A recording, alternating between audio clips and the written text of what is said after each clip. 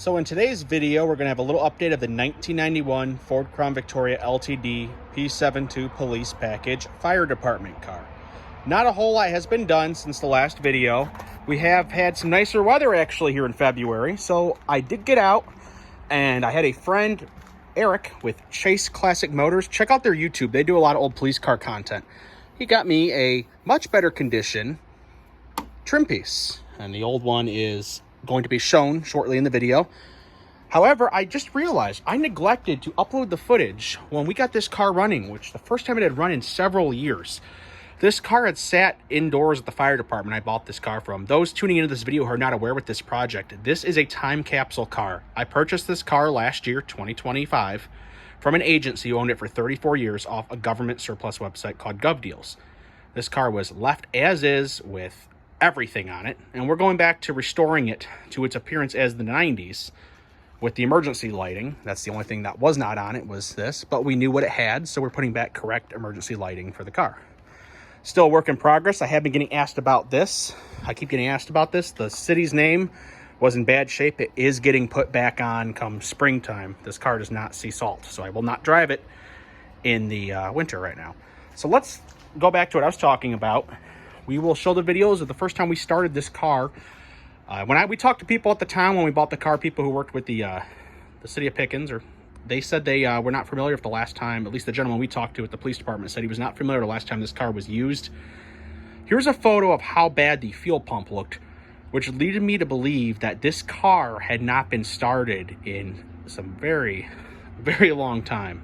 Here's a photo of that.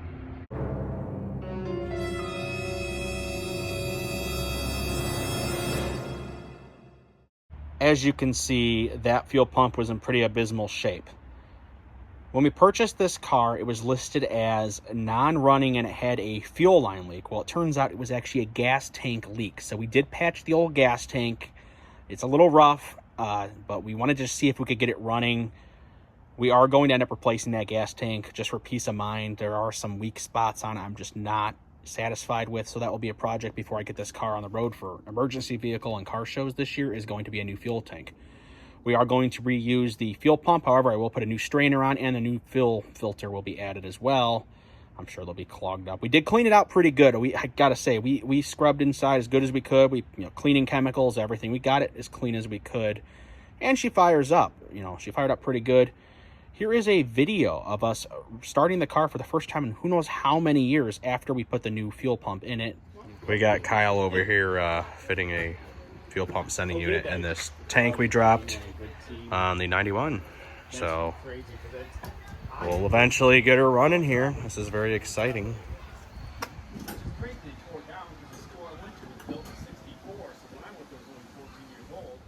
My friend Kyle and I got this fuel tank back up, new pump, sending unit in there. Gave the wheels a new coat of gloss black. That looks kind of nice. Doing an oil change now. New fuel filter as well. Give her a crank over here soon. Hopefully she starts no problem. It's pretty exciting.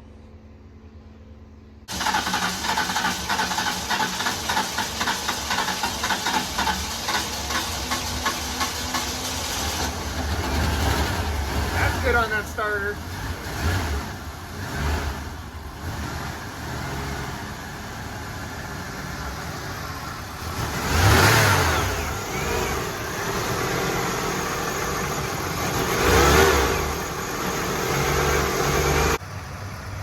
Well, some new gas did wonders and everything else. Thanks to my friend Kyle, we got it running. Strobe doesn't always turn out with every flash on camera, but it is working. I mean, this is absolutely phenomenal.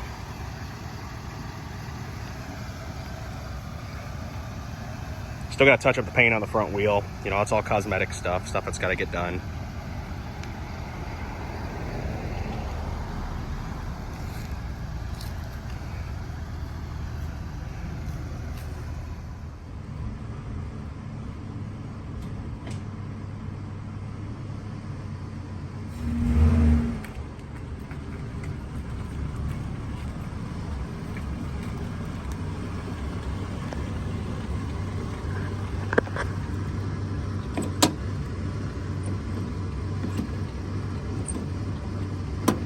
So here's it with the new bushings.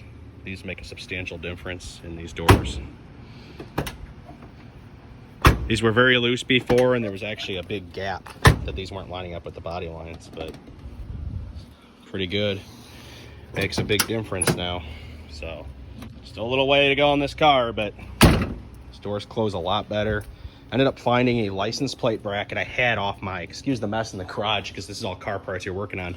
This car, this 90 LX, when I got it, had a plate cover because it was an Ohio car. Well, Ohio doesn't require historic vehicles, and they no longer require a front plate. So I found a new old stock trim piece years ago, put that on there, and I've had this sitting in my Crown Vic part storage for a while. Now it's actually gonna get used again.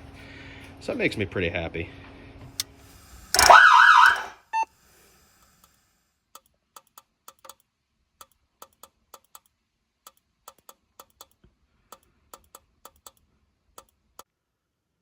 Well, as you can see from those throwback video clips the day we got this car running, we did quite a bit of stuff to that car that day. Instead of just getting it running, we did some other stuff, and like door bushings and painted wheels and whatnot. So it was a very productive day. I couldn't be more thankful for Kyle for taking his time and drive out here to help me do this. He's been a huge help with this project, as I said in this video. You can see some wiring down there. We're still working on rewiring this car, and that'll be all tucked up and put away neatly. So without further ado, let's look into the update kind of back in the present time of what I did today here in February 2026 with replacing the trim on the car. It looks a lot better now. It's relatively warm, almost 50-degree February day. It says it's going to get to 50 today. We're going to be replacing some trim right today. This was damaged on the vehicle when I bought it. You can tell they hit something. It did damage the paint, but we got a replacement. My friend Eric at Chase Classic Motors got me a replacement piece for this, so I'm really thankful for that. He's like, oh, well, it has some damage, a little dent. I'm like, what I have on my car is a lot worse than a little dent. So eventually I'll find a mint one, but for now, this is going to be a good stand-in for a while. So this is really the only major damage on this car. As you can see, it's just a few screws that hold this in, so this won't be too difficult to take apart and get off and swapped. This is really bad damage. And it actually did transfer into the body, so I will have to get that covered to protect the metal on that. So we'll open it up and see what it looks like behind it. I'm expecting it to be kind of bent up, but it is what it is, really. Well, we ended up getting it off without too much issue. You can see the damage is not actually that bad.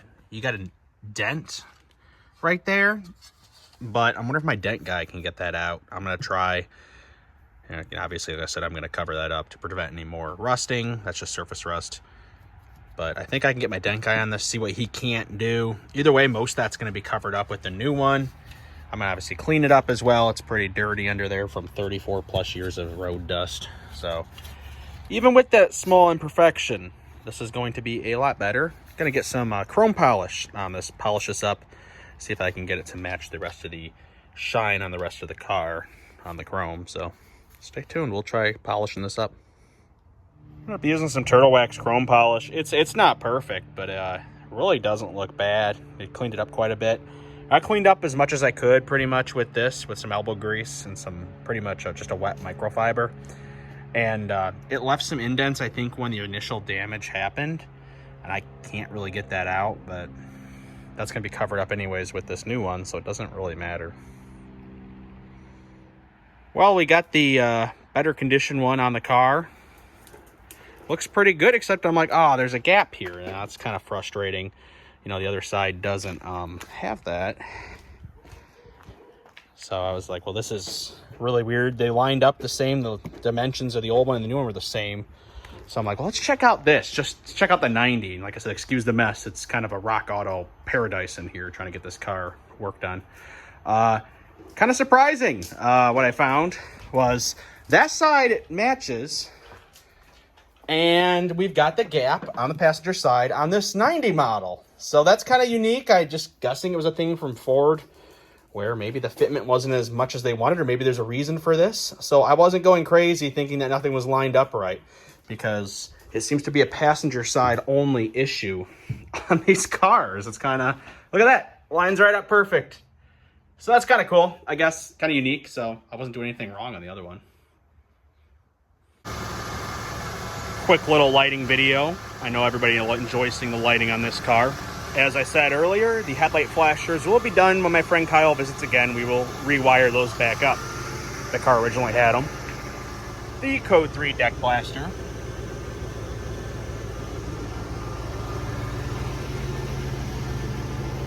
And the cop light 100-watt halogen flashers. Very bright, and I love how these look. Glass housings and everything. Thanks for watching, guys. Stay tuned for more updates on this 1991 Ford Crown Victoria LTD P72 Fire Department car project.